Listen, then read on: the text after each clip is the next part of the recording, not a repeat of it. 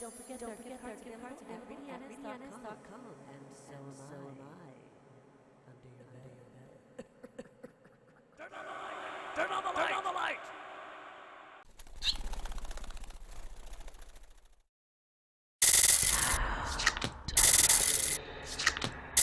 Hi there, Aries. This is your weekly reading for the week of December 14th through 20th. I hope you're feeling great. I hope your week's off to a great start. I still haven't put up any Christmas decorations. We have the same tropical tree that lives outside part of the year and comes inside part of the year that the kids want to use as a Christmas tree. It's actually from Hawaii, and my mother gave it to me a year ago thinking that it was a Christmas tree and you could plant it. I'm like, nope, this thing's got to live on the inside part of the year where it's going to live, so the kids want to use it. Its name is Henry, so they're going to have fun with that. On Monday, the card that you've drawn is the Page of Wands in reverse, so there's an indication here that there might be some news you're hoping for or expect to hear, and either it doesn't come and is delayed or isn't exactly what you wanted to hear. You can imagine with the wands, since these are messages that are communicated very energetically, it could also relate to gossip, and maybe there's a little bit of the gossip on the back burner that nobody wants to hear about that has to do with somebody's family, or you've got a family member that starts talking about stuff from the past. I don't know about you. I'm the type of person that doesn't even want the past to visit me.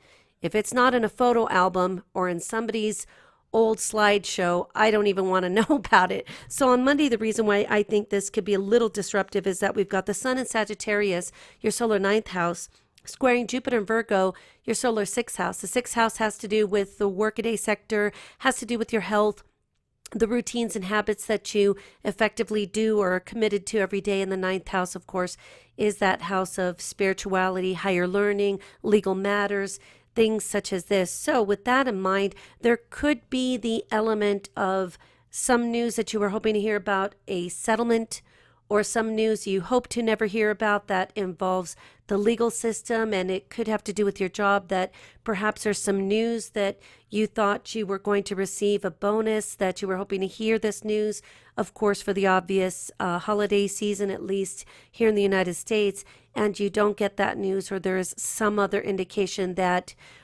part of your in-laws, that part of the family might have something to do with it, as this is also the house that does talk about the in-laws. Some advice that I can give you just right off the bat is that if there is an issue that starts off the week on a little bit of a funky note, I guarantee that it can be worked out. We do have the energy of adjustments that can sometimes come and help us rectify things.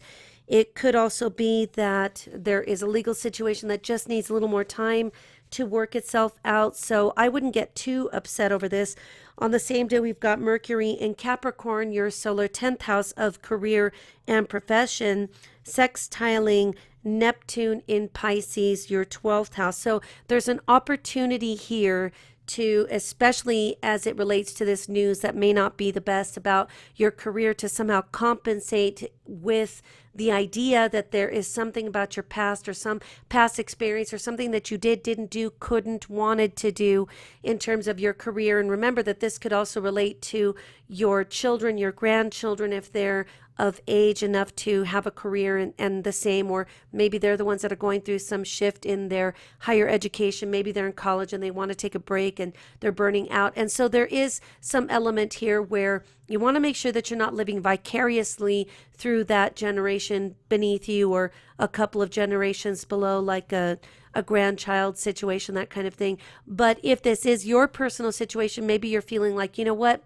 I should have stayed in school when I had the chance. I shouldn't have done this. I shouldn't have done that. So we all know shoulda, woulda, coulda, isn't going to really help us unless we can proactively implement these shoulda, woulda, coulda skills into something to improve the situation. I'm not too worried about it with this in mind, considering that it is a weekly reading, but we do have an opportunity to make these realizations that could become that part of the adjustment that needs to be made. Sometimes we just need to adjust our attitudes, and we can see the benefit in the lesson, even if we don't really like it right at the onset.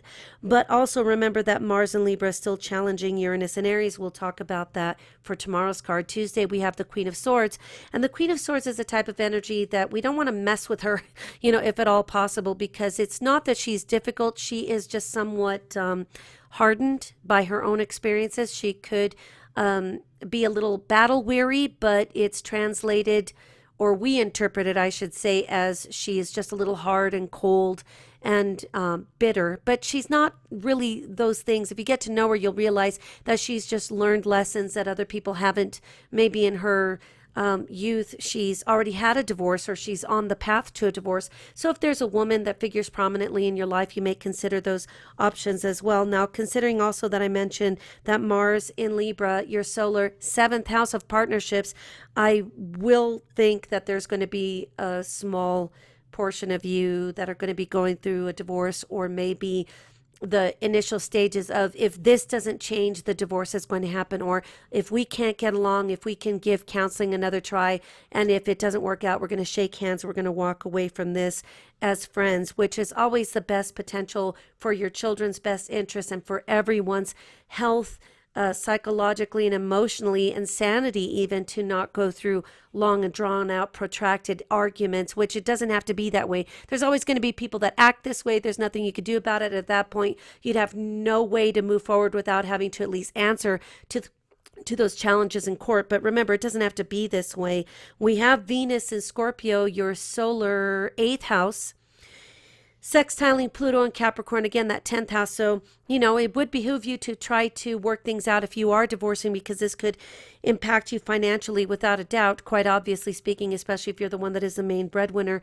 And remember also that if you treat this woman with dignity, and if you treat her concerns seriously, because she's not a person to toy around with, then you'll see that things can be worked out. Also, the Queen of Swords with this kind of a setting astrologically could indicate that maybe you're getting a review, a performance review, and that it isn't the best news ever. But I can guarantee you that what she says, what she does talk about, is probably fair.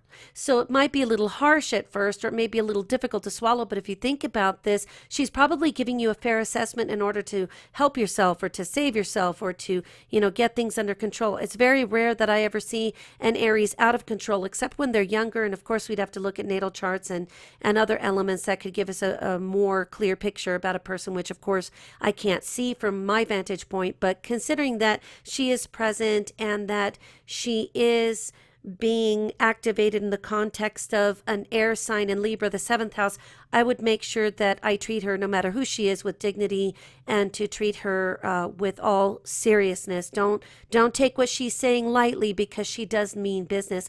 On Wednesday, we have the Ace of Wands in reverse, and when the Ace of Wands is in reverse, we know that there's a situation that is attempting to initialize, whether you're attempting to start this, to get a project off the ground. You may just need to rework your business plan, rework your battle plan, whatever it is that you're trying to start. It needs some tweaking, because the time is not quite right. Now, if you think about this, anytime we've got a new moon like we just had in Sagittarius in the solar 9th house for you, there is the element that there might be some things like loose ends to tie up, and some other situations that need to be put in place, or some different protocols that need to be put into action, so that the Ace of Wands can come to some kind of manifestation, or to at least the phase that we can take it and move it from the intellectual into the creative, where we're actually working with it, we're putting our hands on it, where we're activating it.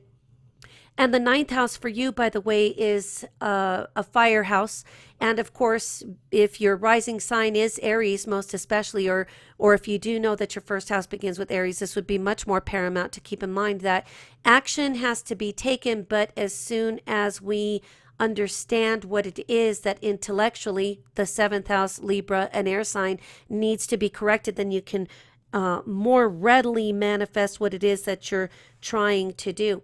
On Thursday, we have the death card, which is indicating that there is a situation that needs to come to an end in order for it to transform. This doesn't have to be a bad end. Usually in the reverse, we've got the problem that somebody isn't allowing the transformation to occur. But I believe here with the Ace of Wands in reverse and the death card upright that you are more than willing to get things going. And I think it's going to work out for you just fine. On Friday, we have the Six of Wands upright, and this is great because it coincides with of course, the energy of the wands, what we start off the week with, obviously, that we weren't able to get it off the ground or we didn't get the news that we want, but you are able, obviously, with the Six of Wands to find the value in what the adjustments or what the learning or what the transitions we're talking about. So this is also the day that the sun is I was going to call it a sesquiquadrate Sagittarius, and no, it's not. But it's the sun in Sagittarius will square the North Node in Virgo. So again, that ninth house of spiritual matters, higher learning, legal matters, the in-laws, anything of that nature is activated. And the North Node in Virgo, of course, your solar sixth house, the same one of your income that you're producing on a daily basis or what you're doing to produce it. Also, for those of you that are interested in sorting out health matters, of course, here we have a challenging aspect, but it's telling you to focus on making the corrections in this area, and you will be victorious, as the Six of Wands indicates. So whenever the North Node is in Virgo, of course, we know that the South Node is in Pisces, and that would be opposite to it, of course, in the 12th house, which is often associated with the house of self-undoing, the house of institutions and confinement, like even hospitals. So if you do have a health issue that you're working on, make sure that you're proactive about it, because if you ignore it, if you put it into, the if I don't see it, it doesn't exist kind of house that the 12th is, we could have a bigger problem later on. So I'm not trying to tell you that you should run screaming to the hospital, but if you tell me right now that you're about a year overdue on your checkup or more, then it's time to get that done. Make your appointment, go get your blood work, show up fasting, make the appointment in the morning so that you can get a fasting blood test. Make sure that you know what kind of a doctor you need to see and use your instinct, and that would behoove you. If you feel that your GP, your general practitioner, your family doctor isn't really in tune with what you're saying, if you know you don't feel well, then you need to say, look, I don't feel well. I think I need a specialist. Can you tell me who you think I need to see? And if they're not very proactive, then get on the internet, search for your symptoms, different sites like WebMD and different places where they've got these little built-in engines where you can put your symptoms in, and it will at least direct you to a part of the body, if not a specialist that you might want to talk to. And that doesn't mean that it all has to happen in one day or 1 week, but we got to get that going, especially if you already know that you have some health issues. Venus in Scorpio will quincunx in conjunct Uranus in Aries. And so Venus in Scorpio being that eighth house where, of course, transformation and sex issues, as well as the financial issues of the finances as it relates to your partner or the combined assets, or even because if you are reading this for an Aries or Aries rising, of course, the eighth solar house would have to do with the genitalia, with the reproductive organs. And so this may give you an idea of what kind of a doctor you need to see. Maybe you haven't had, if you're a male, you haven't had your annual investigation of the nether regions, whatever they do there for men, which usually involves also an examination of the prostate gland. I would strongly recommend that you get that done every year. There's nothing to be embarrassed about. The doctor doesn't really care. They've stuck their fingers up cadavers, I'm sure, so they care about you as a human, not as a butt. And also for women, this would include your annual exam, and you could even throw in there if it's time for you at your age or for your risk factor, if you need to to have the breast examinations done, if you need these types of examinations and they're overdue, definitely get them done, because Venus in Scorpio is helping you to figure out ways that are very gentle, very helpful. It isn't just about having a nice smelling fanny, but it is about taking care of these areas and giving them love and attention. I know that sounds like a pun, and I'm totally not doing it for the pun's sake, although I've thought about 15 good jokes so far that I could make, but Uranus, and that's another one. I am so sorry. Uranus in Aries, of course, your solar first house, says you need to take some time out to take care of number one, to take care of you. Get your health checkups, do what you need to do. It'll help you be successful, because if you feel good, you look good, you're going to feel powerful, and you're going to feel good about yourself. And of course, since we've got emphasis there on the 12th house with the emphasis on your North Node in Virgo, that means that we need to take care of psychological health too. If there's something from your childhood that bothers you, then start to get that addressed. Find out if you need to talk to somebody. Maybe you would just do well with coaching. Maybe you need counseling. Maybe you need therapy and beyond, but you won't know that until you start to dig at it to see what it is that actually needs to happen. We still have Mercury conjunct Pluto in Capricorn, which is going to be in effect, just ongoing, but we'll see evidence of it, of course, toward the end of this week. We'll start to notice it again. On Saturday, we've got the Eight of Wands, which is a card that indicates that there's speed and progress, and maybe even some diagnostic tests come back for those of you that are looking into health issues that are very easy to overcome. If you get a diagnosis, it might be something just like moderating your caloric intake. Maybe you need to get a little more exercise in. Maybe you need to really decrease, if not eliminate that protein. You can get protein in different forms. You don't have to eat a steak every night. In fact, it's not good for you to do that.